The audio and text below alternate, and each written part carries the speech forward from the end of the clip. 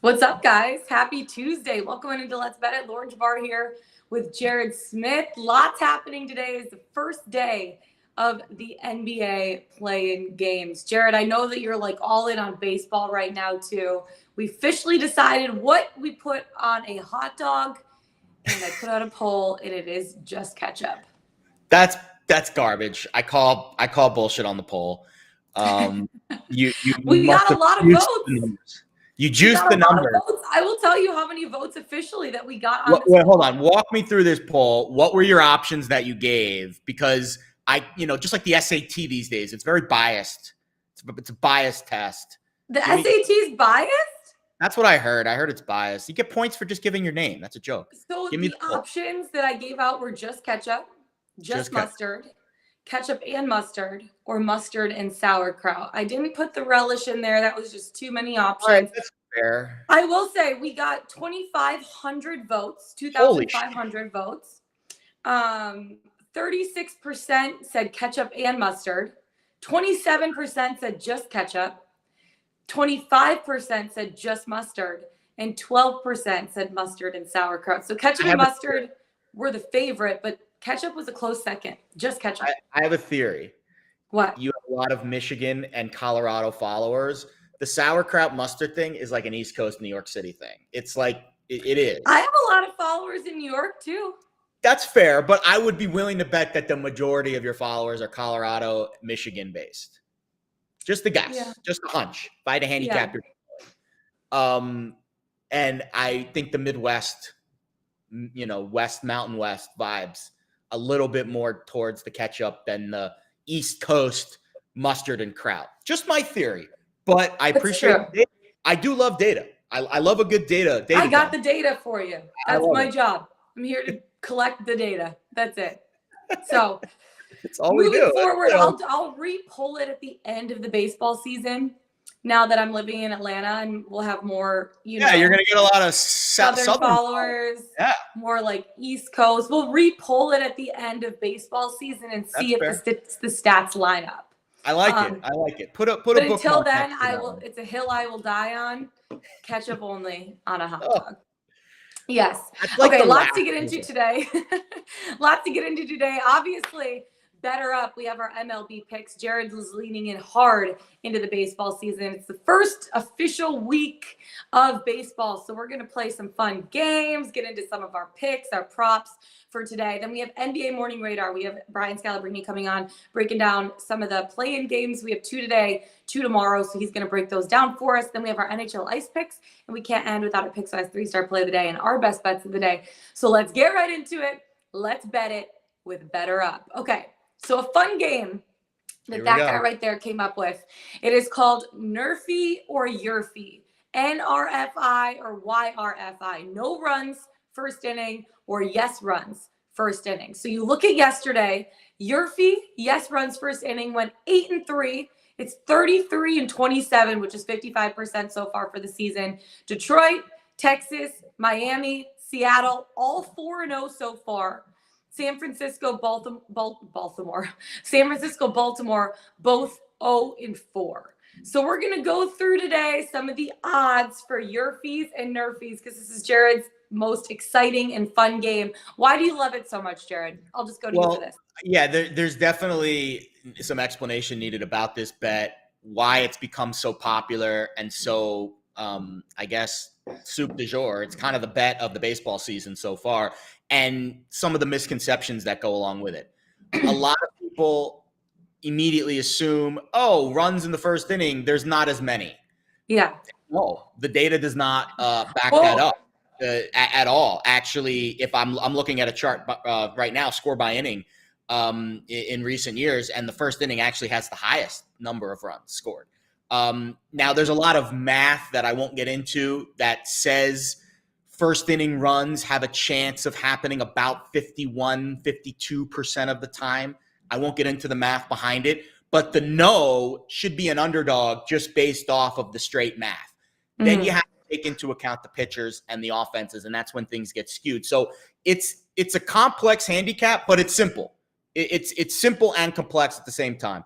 The reason why it's so popular is because it's quick. You're in and out in 15 minutes usually. You know, and just like the Russian ping pong that became so popular during the pandemic, and a lot of these other, prop derivative bets. There's more of an edge, I think, in these markets than in just the straight side and totals. And it's smart to look in these markets, and we're going to be in these markets a lot this year. Yeah. But for the most part, I will be on the yes. I'm going to need some serious convincing and a lot of data to convince me to bet the no. For example, we're doing 3 games today, 1 no, 2 yeses. And we'll get into those games in a minute. One final point. I'm tracking. I love you guys a lot, and I'm doing this for you. Not just Lauren, but Pickswise Nation. I will be tracking all 2,430 Major League Baseball games played this year. Yes, no. How the teams do, their units to the yes, their units to the no, and the overall YRFI, NRFI percentages. Why? Because I have no life, but B, I do love you guys, and I also love this bet, and I think it's becoming a really popular bet in the gambling space.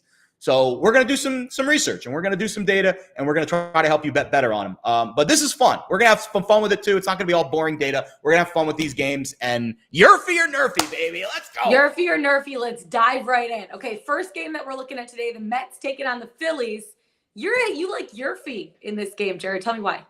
We're going YRFI for the Mets and the Phillies. All right, Philly 3-1 to the YRFI this year, up almost 2 units. Mets 2-3, down about 1.5 units. But let's now examine the starting pitchers. Zach Wheeler, he has never pitched in a spring training game this year. Just straight up showed up to camp. Yeah. He had a really crazy offseason. He got down from his throwing program in December because of shoulder soreness. Then the lockout happened. Then he showed up to camp, and he had the flu. So he didn't really pitch extended up until his first spring training start, which was rained out. Then he pitched an inter-squad game, pitched one more inter-squad game. I expect him to only be at a 50 or 60 pitch count today. His K-prop is at 4.5. I don't know if he'll get pushed past 5. That's why I'm leaning away from the K-prop, because I would lean to the over on Wheeler. He's got great numbers against the Mets. But the fact that he hasn't pitched in a spring training game, and the fact that Tyler McGill had a 7 ERA in the first inning last year. He looked good in his first start, but he had a 7 ERA in the first inning last season. We're going to go YRFI on the Mets and the Phillies. I got this -110 at MGM. Shop around. The odds are obviously different at different books, but I will be grading it at -110 to the YRFI on the Mets and Phillies. We got the YRFI. YRFI on Mets and Phillies. Okay, let's head out to the West Coast. Padres taking on the Giants. You're not liking the YRFI in this one, which means you are liking the NRFI. I like this. I like saying YRFI and NRFI. How many times can we say YRFI? We need to get the chat, put an over under how many times we say YRFI or NRFI in the show. Wait, what are the emojis we should use? The NRFI would be the cross arm. YRFI, would that be the person doing the circle hands overhead? Is that what? This? YRFI, what would the NRFI? emojis be for YRFI? That would be NRFI, right? Yeah. YRFI's this? Yeah. Or okay. this. Or this one. You know what I mean? Like the YRFI, NRFI. Yeah, let's do that. I like this one. How about this? NRFI. YRFI. Oh my gosh, never do that again. Please. All right. We're going NRFI on the Padres and the Giants. Here's why. Yu Darvish against Alex Cobb. Darvish pretty good in the first inning last year, ERA-wise, 3.60. Alex Cobb, how about this? This surprised me because I think Alex Cobb is like not a great pitcher, but 0.50 ERA in the first inning last year. He starts really good. And San Diego, San Francisco combined 8-1 to the NRFI this season for almost 7 units of profit. So we are going NRFI. I got minus 120 at on the Padres, and the Giants shop the numbers around. You'll find different spots, obviously. Yeah, I like that. NRFI. Okay, we got one more today that we're looking at. The Cubs taking on the Pirates, and you like the YRFI. I have to do it. I have to do it. Pirates. All right, here we go. Pirates Cubs combined 5-1 to the YRFI this season for plus 4.28 units of profit. Drew Smiley, really bad in the first inning last year, 5.48 ERA, and he has a 7.02 FIP against current Pirates hitters. Bad. Jose Quintana. Not great. Jose Quintana, pretty good actually, and he's facing his former team. He used to pitch for the Cubs. Now he pitches for the Pirates, signed a 1-year deal in the offseason. He had a really good record against the current Cubs hitters. But he's kind of a shell of his former self. He didn't pitch longer than 3 1/3 innings in any start after June 1st last year. So I don't expect him to be a guy that gives you a lot of length. And I don't really fully trust Quintana. So we'll go YRFI on the Pirates Cubs, minus 105 at DraftKings. This line moved right after I bet it. I'm convinced DraftKings is tracking me. And I think I would still play this up to like minus 110, minus 115. Yeah, I like it. Okay, that's the first day of YRFI and NRFI. I love it. Yay. Quick recap. Phillies, Mets, YRFI. Padres, Giants, NRFI. Pirates, Cubs, YRFI. Have fun. I love it. Okay, so this is a new game we're going to be playing probably most days, YRFI or NRFI, because it's Jared's favorite bet right now, and he's going to be tracking every single game for you with the YRFI and NRFI. 1, because he has no life, he says, and B, because he loves you. So you love to see that. Let's get into our picks today. So we're on one of the same strikeout props. I'll let you go first with this one, but let's take it over to the Marlins-Angels game. Jesus Luzardo. Why do we both like the under on this one? Yeah, under 5.5. It's juicy. Minus 150. Juicy. I got this. You feel good about it. I do. He's projected for 4.65 against the Angels, who have a pretty low K percentage this year, 22.3. We bet the over on Elisa Hernandez last night. That hit. So we're going to go under today, kind of, hedging our bets a little bit with this Angels lineup. Luzardo's, and the reason why I really like the under here, not because of the Angels lineup, but because of what they've done against Luzardo. 9.1 FIP, 14.3 K percent. Very low K percentage, very high FIP. Granted, only 14 plate appearances against the current Angels, but they do hit him pretty well.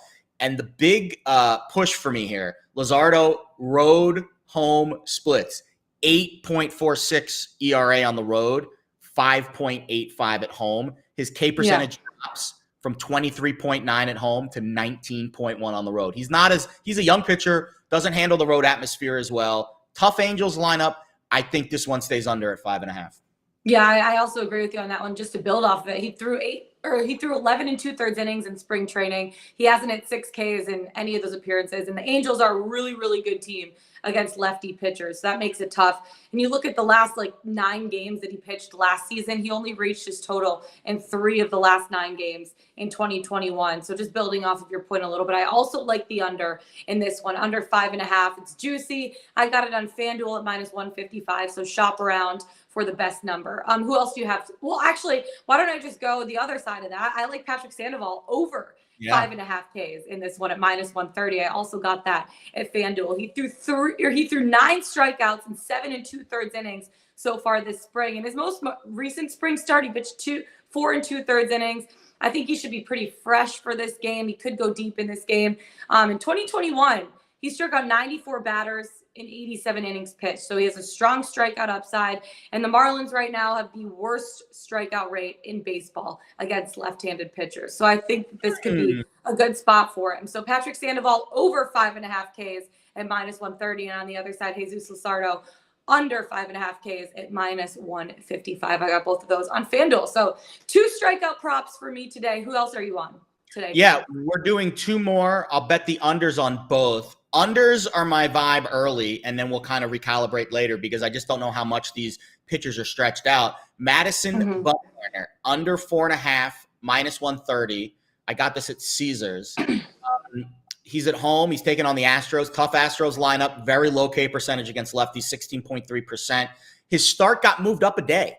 So remember, he pitched on opening day, and his start got moved up a day because Zach Gallen got hurt.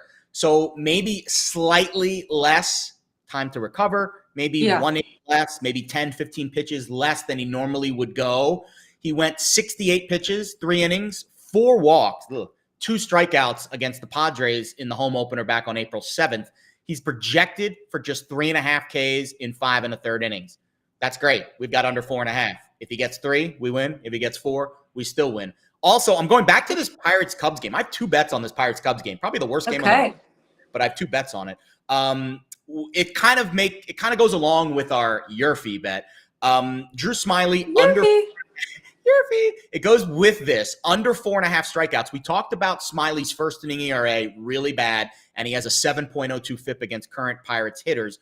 He's projected for 4 in 5 innings, and as stated above, I'm a little bit down on this Smiley guy. He's not going to be smiling too much, I think, after this game. Yeah, frowny after this game. His K per 9 I always like home road splits. I think that's very important because when you're at home, you're used to the mound, you're used to the situation. He's on the road, he's at Pittsburgh. His K per 9 rate dropped from 9.32 to 7.73 home road last year. Strikeout percentage dropped 25.3 at home, 19.4% at home on the road, excuse me. And Pittsburgh has a relatively low strikeout rate, 22.4. It does jump to 27.6 against lefties, but only 29 plate appearances, so not enough of a sample size to gauge that yet. We're going to go Smiley under 4.5, -20. Got this over at DraftKings. 1 unit across the board on all these baseball bets today. I've got 6 bets on my baseball card today. 3 K props, 3 RFIs, run first innings. They'll all be on my spreadsheet. We gave them all out here. Have fun. Have a blast. Good luck. YRFI. Bettor Up, baby. Want to know what else is up tonight? Basketball's up tonight. So let's bring in Brian Scalabrine. I have one more thing I didn't get to yesterday. I bet Byron Buxton to win the AL MVP 2 days ago at 30-1. This line's moved considerably now. It's down to like 15-1. I still would play it for a half a unit. Byron Buxton's a dude.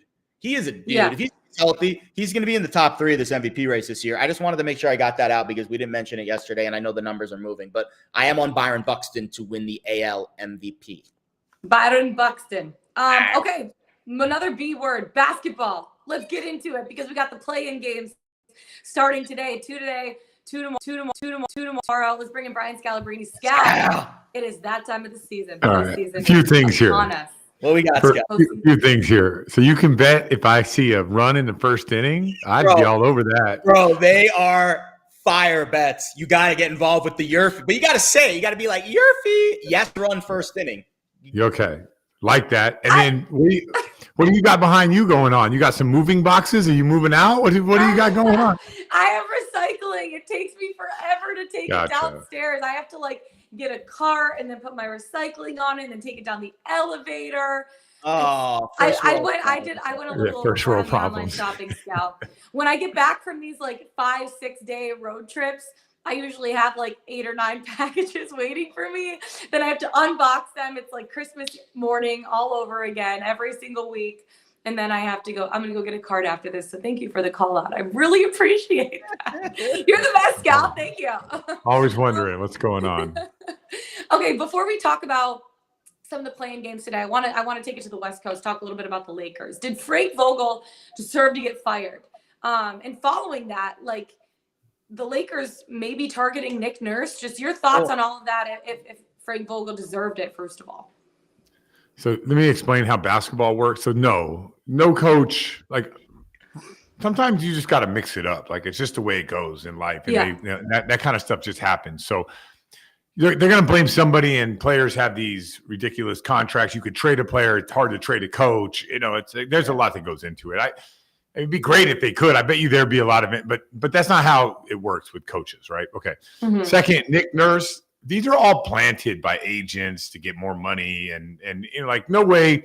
The Lakers don't have any assets. They're going to give up an asset to trade to Toronto to get Nick Nurse. So like, it's all smoke and mirrors. I think there'll be a lot of coaches that end up getting fired because of these unfair expectations. And I think when that happens and all the dust settles, you can kind of look at the coaching search. But I don't think that I would like right now jump all over Nick Nurse as a gambling odds to be the next coach of the Lakers. I think Frank Vogel's going to have the first like good nights of sleep that he's had probably for sure like months, like that dude. If you looked at that dude throughout the season, he didn't look like he was having a good time. No one on that team looked like they were having a good time. He's going to get a good night's sleep. Complaining about the lineup. The whole thing I had a problem with was the way that Westbrook just piled all over him. I gave him a bottle of champagne and he never liked me. Like, are we beyond like whether someone likes me or not? Like when we're talking about professional sports. So that whole thing, it's the worst part about the NBA, in my opinion, is people complaining about people not liking them, not using me the right way. If they would have, then we would have done fine. Like I'm off all that, but like it's the nature of the beast, and we are growing increasingly further away from this word called accountability, which I think it's bogus in professional sports for other people not to step up and say, here's the reason why I was bad. There's this funny graphic. It's not funny. It's actually kind of insightful that I use to talk about accountability. It's like a picture of an egg cracked on like the floor. And like the 3 boxes are, I didn't mean to crack the egg. That wasn't my intention to crack the egg. And then the last is, I cracked the egg. I broke the egg. And that's accountability. Like I did this. I did something. Take accountability for it. I totally agree. These coaches, the players, they get up in the press conferences. And they deflect. They don't take accountability. They don't give straight answers. And they wonder why there's a lot of animosity, in the locker rooms and all around the league, the media. I agree. Accountability is important. Accountability. Well, you guys ever seen Westbrook turn the ball over? Like he looks at his hands. He's like, and he blames his hands. Like, what you doing? I told you not to turn it over. Like, come on. Those are your hands. I turned it over. Like it happened. The hands are connected to the brain, That's your fault. Whatever. It's true though. I think we live in and I don't want to get into it too much, but I think we live in a society now where everybody wants to be sheltered from blame, and it's always placing blame on others, and not enough accountability in professional sports and college sports. I totally agree. But you give the college athletes a pass because they're 18 to 22 years old. Tough to give the NBA players a pass. Tonight's games are fascinating, Scal. For sure. And I look at this Clippers T-Wolves game. Here's how good the odds makers are, Scal. The Clippers this season, they played 82 games, 41 wins, 41 losses against the spread. Odds makers are pretty good at their job, huh? They're catching some points tonight. It's +3 for the Clips tonight in Minneapolis. Very fascinating game because I think this Minnesota team is young and hungry, but the Clippers, I think, have the experience. What side of the aisle are you on here? I'm on the Clipper money line. Forget the points. I think they're going to win the game. I'm not high on Minnesota having to win big games. Like I think they're almost a little bit too excited. I don't think the home court advantage will bother the Clippers. They think about where they were at last year and beating Utah without Kawhi Leonard. It's amazing, right? So I'm taking Clippers to win this game. I'm taking Paul George to have a really big second half, and I'm taking the moment too big for the Minnesota Timberwolves. Yeah, when you look at a team like the Timberwolves, they're an athletic team. They're a young team. If they do make it past, the play-in game and they're taking on either the Suns or the Grizzlies, who do you think would give the Suns or Grizzlies a tougher time in the first round, the Clippers or the T-Wolves? Clippers. T. Lue is amazing as a coach and unfolding people's weaknesses and using what – coaching is all about this, right? Like every player, there's some great players that you don't actually have to coach that much. It's more about managing stuff. But sometimes you have players that have flaws, right? Like how do you accentuate their strengths versus another team's weakness? And T. Lue, who I was with in Boston at times, and he's a phenomenal guy. And when I was broadcasting for the Celtics, he was on Doc Rivers' staff. He's just so smart. And you look at even like the Golden State Warrior, the down 3-1, the 73-9 team. Like that's not all LeBron James and Kyrie Irving. Like T. Lue made some adjustments defensively against those guys, which, like if you're doing that on that level, last year he did that against the Utah Jazz, and they were in that series against the Phoenix Suns. So to me, he is a guy, like if the Clippers play Memphis, that's going to be a much more interesting series than people are giving credit to. Yeah. Clippers are a fascinating team. They are. They have a lot of depth too. I love their depth. They've been so close so many times, Scal, with this great roster, and they just can't get over the hump, it seems. Do you think this is a year that they can make a run deep into the playoffs? You said Clippers? Yeah. No, Kawhi Leonard. Like is like, it would be a miracle for them to beat Memphis, but I wouldn't put it past them to play that team tough, right? But no, it's like last year they had a really good chance if Kawhi Leonard was playing. Who knows how the Phoenix Suns series, that DeAndre Ayton alley-oop, like there's a lot of things that unfolded very differently if Kawhi Leonard's out there. But no, I mean, I don't think this year. Sometimes you just got to have the bodies, and they don't have like the superstar bodies. But against Minnesota, I like them against them, and I like them to compete against Memphis. But Memphis is really just too good. Yeah. The other game going on tonight, the Cavs taking on the Nets in Brooklyn, and the Cavs have had some injury struggles right now. The spread is at 9.5. The Cavs 9.5-point underdogs. Are they better than any of the teams in the play-in tournament right now, or is this team like different? When they have a fully healthy lineup, how do you feel about the Cavs against Brooklyn? So in the NBA, it's all about being special at something, right? Like you watch the Hawks. Trae Young is special. Like he could special dictate a game by himself, get downhill, go up, floater, dump off, kick it out to three, right? He could do that all by himself. So the Cavs, what they're special at is defending the rim. When they have both Mobley and Allen who can guard perimeter players, and when they get beat off the bounce, now you're dealing with 2 7-footers at the basket who don't foul and block shots. Like that's special, right? Without Allen, it becomes like the drop off. It's huge because not only Mobley's fine when he's by himself, but what happens when Mobley's on the perimeter and then Kevin Love is at the basket. So that is something that they do that they are maybe the best in the NBA at. You're talking about 2 young bigs that are athletic, but if one of them is out, it just drops off. It's just like watching the Utah Jazz play without Rudy Gobert. They're a top 5 defensive team. Now they're 30th by a long shot. So everyone has things that they're good at, they're special at. And without having both of those guys out there, they just become like a very average team. Now, they would have moved Colin Sexton when he got hurt. If Ricky Rubio didn't get hurt, like they're very different because it would have took a lot of pressure off of Darius Garland, who's dealing with a nagging back injury. But I just don't think they have enough. Now, with that being said, here's where I'm standing on this. Cavs are going to come out and they're going to ball. I like Cavs in the first quarter. I like Cavs at the half. What I would do in this situation, I'll take those 2 bets, right? But then I'll live bet when the Cavs get up by 7 or up by 8. I'm going to determine a number and I'm going to try to strike. And then maybe that number gets pushed down. That 9.5 gets pushed down to about 3.5, 4. Maybe even 2, depending on how much the Cavs give you. And then I'm live betting the Brooklyn Nets because Kevin Durant is so damn good. There's nothing they can do to stop him. So that's how I see this game unfolding. That's a great strategy because I think it would be tough to bet the Cavs first half or first quarter spread and Nets full game simultaneously. For sure.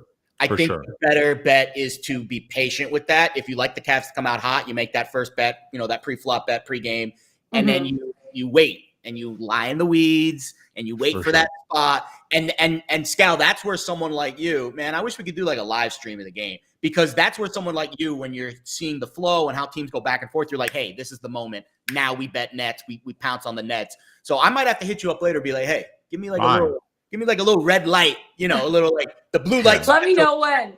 Give me it is true. Like you watch and you look at missed shots, you look at effort, you look at the ball. The ball can be popping around and you miss shots. Like it doesn't.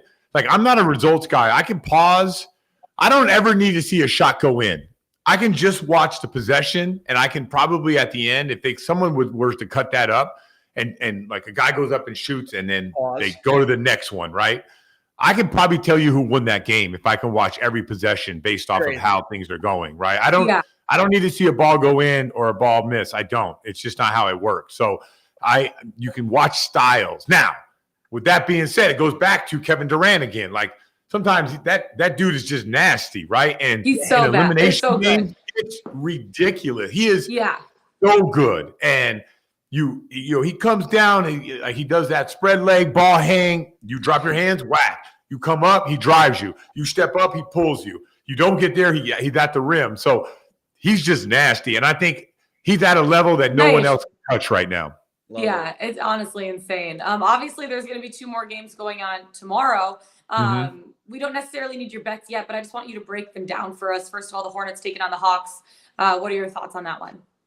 I'm just betting that I'll see the Trae Young that we saw last year. Like I like the Hornets. If they had Gordon Hayward, it would be I've so glanced over this. Like, you don't have Gordon Hayward in big moments. You have struggled.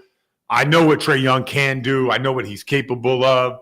I think the Hawks will defend better because they have a little bit of time. Sometimes it's hard to get your feet under you, especially if you're not good defensively. Now you got a time to prepare and watch. So Hawks will be better defensively. Trae Young will be Trae Young, and I got them winning. The interesting game is moving forward till Friday. If it is Cavs, Hawks, and let's just play it all out. Yeah. Even if Allen does come back, I think I have the Hawks winning that. One thing to note, if this is going forward, the Cavs have their pick lottery protected, which means I'm not saying they're tanking, but the fact that they might not bring Jared Allen back means that they might think like the Cavs are not there right now, but having the 14th pick versus no pick, that's a real thing for the front office. So I'm not saying they don't want to be in the first round and play against Miami or whatever it may be. I'm not saying that, but it's something to think about when they're thinking about bringing Jared Allen back. They're like, we could pretty much secure a lottery pick or not. And that lottery pick, who knows, could bounce up to 3. You just never know, knowing that they're going to lose that pick if it gets outside the lottery. So I factor that in. I don't think the Cavs make the actual playoffs. I think we're naive. We don't factor in that. Like, honestly, I know it's like you don't want to be conspiracy theory about tanking because in the playoffs it doesn't exist. But I do think there's someone in the Cavs front office that's thinking about that tonight and tomorrow. Right. I promise you that. How about this, Scal? I put together a little parlay. You tell me if this is good. Something. I like these. Fancy here. Clippers on the money line, Nets on the money line, Hawks on the money line. I'm seeing 3-1 over at FanDuel. All they got to do is win? All they got to do is win the game. That's it. Yeah, so you sweat the Clipper game out. Yeah, you're basically sweating Clippers money line at plus 300, basically. Yeah, I'd do that. I like that. But you got to wait. Like, isn't that tough to wait the overnight? Wait till tomorrow. You don't get the money tonight. I would give that the Scal stamp of approval. I really like all those bets. I feel like the Nets don't lose, so it's not. The Nets can't lose. If that wouldn't be good. 1 for the Nets and 2 just for the league. Like the league wants the Nets. Although Nets Hawks winner take all would be very interesting. Yeah. That would be a very interesting winner take all game tomorrow. Yeah, I like your bet. All right, that might be the one. I'm not betting anything in the NBA tonight. I always wait for you to come on to give me to give that stamp of approval. That might be the one NBA bet I make this week. Nets, Clippers, Hawks to win their first play-in game, 3-1 over FanDuel. What, you don't want to add anybody from the Spurs-Pels game? I like the That's a tough one. I don't even want to bet that one. That's a tough one. I have no idea. Those teams are all over the place. I have no idea how that team's going to go. The edge to the Spurs is a dog because they've been there before, right? You know, they got coaches and experience on that bench, but who knows, man? The Pels. I'm not touching that one. You're not asking me about that. I'm sorry? I said you're staying away from that one. It's like I got nothing on that game. 0. I don't know who's gonna show up. They're so inconsistent. So I got nothing. Yeah. I got nothing on that. But I do like what you just said. I think I feel pretty confident about Hawks. I feel confident, obviously, Nets, and I'm confident in Tyronn Lue. Yeah. Scal, we so appreciate you taking the time. Looking forward to the playoff games today, and we'll be talking to you a lot throughout the playoffs. All right. We'll see you guys. So, bye, Scal. Have a good day. I like it, Jared. I I could. We always like to put together a parlay, right? Let's throw a little parlay. I love a good NBA parlay. It's tough to bet these games against the spread. It's tough to lay points in the playoffs. It really is. These teams could care less, could give a flying hoot about how many points they win by. They just have to win. They just have to win these games. Baby. Totally. Okay, one more sport before we get into our best bets of the day. NHL, let's take it to the ice. A lot of really good games going on tonight. I'm on 2 of them. One of them is my best bet, which I'm going to save. But Jared, I'll let you go first. Who do you have tonight? Yeah, so I don't love this, but the stats and the numbers are forcing me to bet this. And we tweeted this out a few nights ago when the Leafs were 2.5 on the puck line against the Habs, and I'm thinking to myself, wait a minute, they just beat the Leafs twice. Like, why are we getting these absurd? We've had some absurd money line prices in the NHL this year. Tonight, the Leafs are at home with not a whole lot to play for. They've already clinched the playoffs against the Sabres, who have been kind of feisty at times this year. And I'll give you some data to back that up in a second. But the Leafs laying 2.5 goals again. They're like minus 500 on the money line. I'm sorry. I have to fade that. I'm taking plus 2.5 with Buffalo. Toronto is 1-7 covering 2.5 when they're favored by minus 300 or more. Translation: when they are supposed to win by a lot, they don't. And they're just not a good team covering those big spreads. We'll keep that in the playoffs too if we get any big Leaf spreads in the playoffs. But Buffalo, on the other hand, has covered 2.5 in 4 straight games as an underdog of 3-1 or higher. Yeah. Games. They lost 5-3 to the Avs. They beat Calgary 1-0. How about that? They lost 5-3 to Carolina. Your Flames. They lost 4-3 to our Ice Cats. They have played Colorado, Calgary, Carolina, Florida. Those are the 4 of the best teams in the NHL, maybe the 4 best, and they have played them all within 2.5 goals. I got to take 2.5 with Buffalo tonight. I don't love it. It's stinky AF, but I'll take 2.5 with the Sabres. Laying only 10, 110. You smell that? You smell that? Stinky. Okay, I'm on 2 games today. One of them I'm going to save for my best bet of the day. The other one I'm looking at is the Pens taking on the Islanders in New York. And I like the Pens 3-way money line at plus 130. Right now, the Pittsburgh Penguins, they have not been playing extremely well. They dropped 4 straight in 7 of their last 9 games before winning on Sunday. But they do have some solid stats. Pittsburgh is 12th right now in the league in scoring, 3.24 goals per game on the season. And then defensively, they rank 6th in the NHL. They only allow 2.69 goals per game. Now, I know Tristan Jarry is expected to get the call between the pipes in this one. He's been solid for the team all season. Now, the Islanders are coming off of back-to-back games. They beat the Canes on Friday. They lost to the Blues on Saturday. But right now, the Islanders like right on the cusp of making the playoffs, not making the playoffs. They have lived not up to expectations this season. What they're good at is defending. They're 4th in goals allowed per game, 2.68 goals per game allowed. Where they've struggled is offensively. They're 24th in goals scored per games, and they're on the verge of being wiped out of the playoffs completely. This has put a lot of pressure on goaltending with their offense not being able to click. For the Penguins, they had a big win on Sunday in overtime against Nashville. They really need this one to right the ship before the postseason. And offensively, I think the Pens are going to be fine to be able to go up against a defense like the Islanders. I do think this is going to be an extremely, extremely low-scoring game between 2 solid defensive teams. But the Islanders can just like not get their offense going at all. Defense is like the only thing they have going for them this season. And Tristan Jarry going to be solid enough between the pipes to not allow them to score. I mean, I could even see him getting a shutout tonight, but I don't think he's going to allow more than 2 goals. So we'll see what happens. It's going to be a low scoring game, but I have the visitors in this one barely.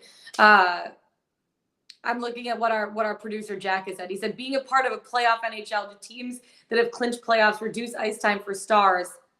Give the 3rd and 4th line guys more minutes, even if the playoffs are 2 weeks away. I don't like it. Just depends. It's not as much as basketball where you're like resting your starters, because you still like hockey's all about the chemistry and getting things flowing and having that clicking, like that chemistry clicking on their way into the playoffs. So they might limit minutes a little bit. They're never going to sit guys. But in terms of limiting minutes, like, yeah, a little bit.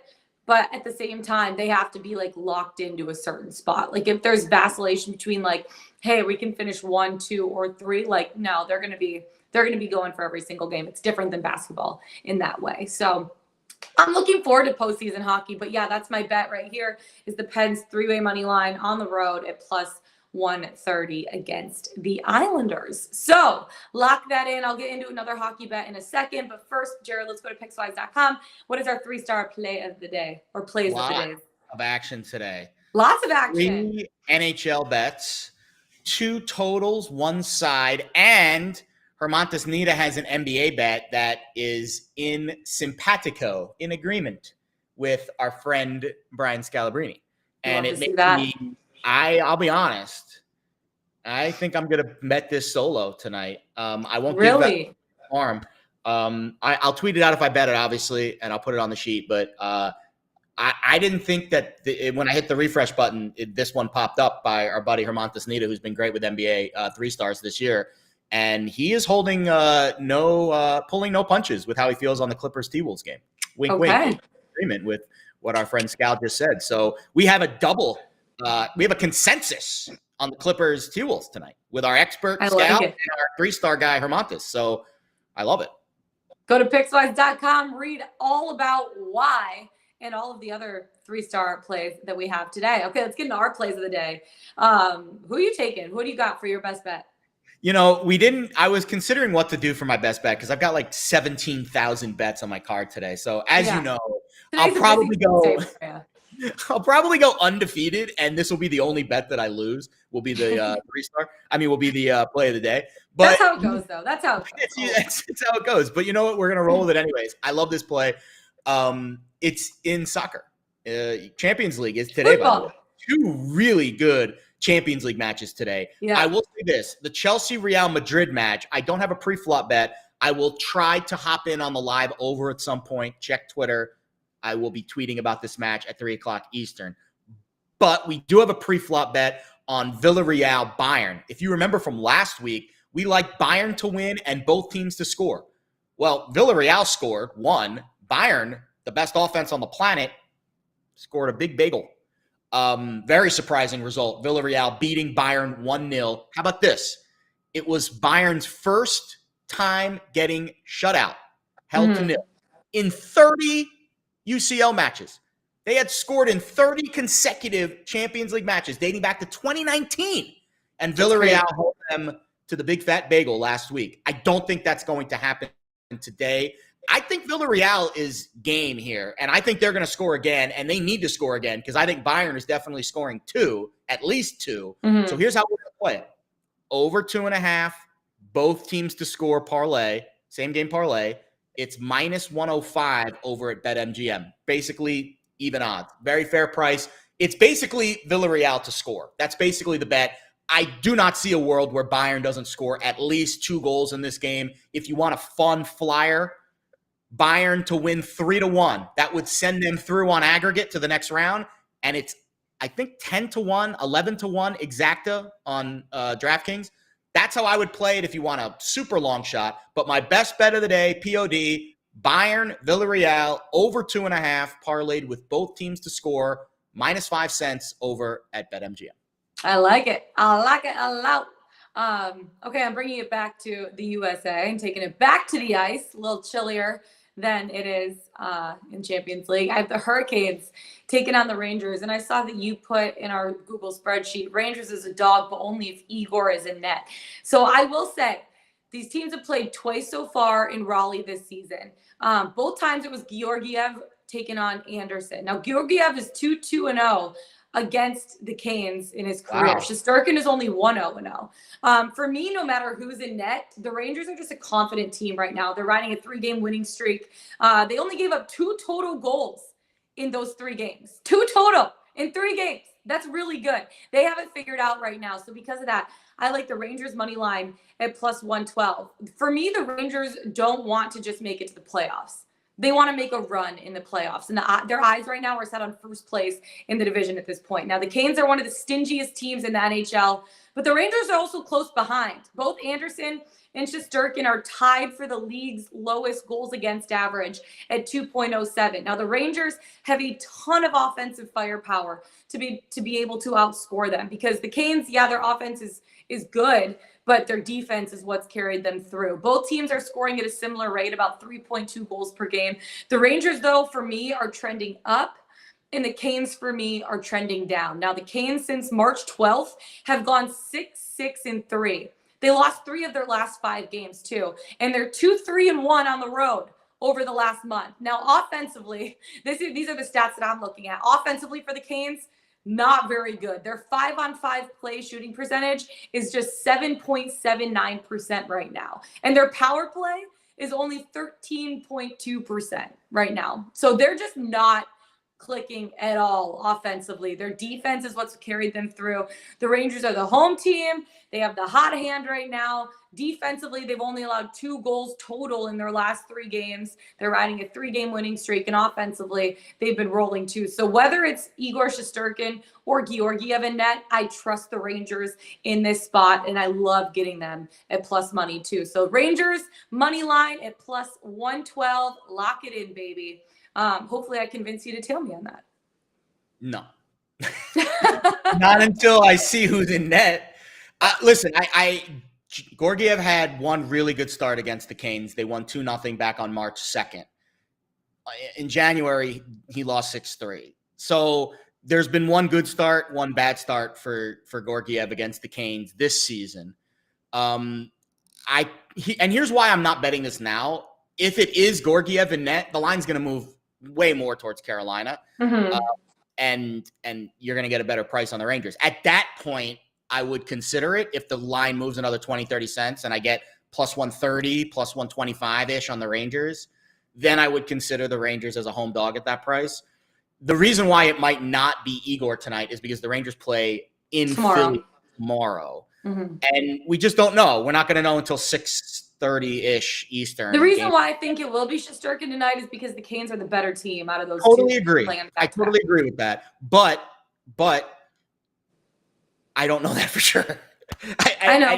But if you're looking at playoff picture, what teams are capable of, the Philadelphia Flyers suck. They're not very good. No, your logic is sound that the Flyers are the worst team, and if the Rangers want to get so as a coach, why would you put Georgiev tonight and Shesterkin tomorrow? But we don't know that yet for sure. Yeah. So I feel confident with both though, because Georgiev, he lost 6-3, but everyone always has a bad game, and a lot of that can also be because of the defensive play of your team and the amount of shots that they get on net. And I think that in that game against the Canes, they peppered him. Like I think they had like 45 shots on goal in that game, which is like unreal. I can take a look. I would not. I mean, now if it is Shesterkin, I'm betting the Rangers is plus money immediately. Like the second I find out that it's Igor, I will. Igor is a dog, and here you go. I did some numbers on this year. The Rangers as an underdog this season, just as an underdog, not who is in net, Georgiev or Shesterkin. This is just the Rangers as an underdog. 23-9 on the puck line, plus 1.5, plus 11.9 units. Just straight up as an underdog, 17-15 plus 5.5 units. So they play well when there's a plus sign next to their name. That's why I want to bet the Rangers tonight. But it's really hard for me to actually hit submit on my bet ticket until I know who is the goaltender. It's like betting a baseball game without knowing who the starting pitcher is. Yeah. And right now we just don't know who it is. So I would wait to see who it is and then reassess the line based off of who is in net. But as a dog, the Rangers immediately catch my eye as an underdog every night because of those stats we just gave. Mm-hmm. So those are our best bets for the day. And that's it for us on this Taco Tuesday. Oh, wait. You have a promo to read about Diane. Check the. Oh, do I? Oh, I also have to tease that Diane Knox-Ballas will be joining us tomorrow to help us cover the RBC Heritage Tournament. So make sure to stick around for that. Diane had some big bets last week for the Masters. She's so solid when it comes to her golf betting. Love her bubbly personality as well. So make sure to tune in tomorrow for that. We'll have her on the show. That's it for us today. Find us on the Pickswise YouTube channel. Go to Pickswise.com. Follow us on Twitter. Jared Smith. I'm Lauren Jabara. Best of luck tonight, you guys. We'll see you tomorrow. Let's get it. Let's bet it.